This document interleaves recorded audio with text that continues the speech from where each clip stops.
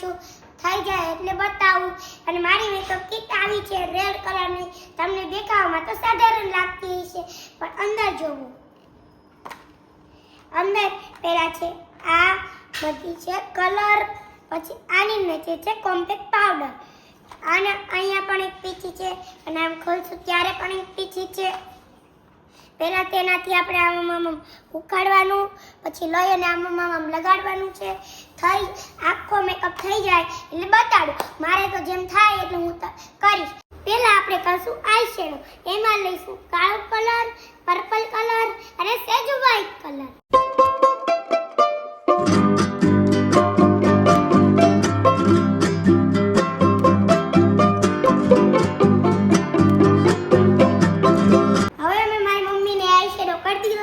હવે હું લિપસ્ટિક કરીશ, પછી ગાલે કોમ્પેક્ટ પાવડર કરીશ અને લિપસ્ટિક કરીશ, ગાલે પાવડર કરીશ અને આખા મોઢે કલર કરીશ.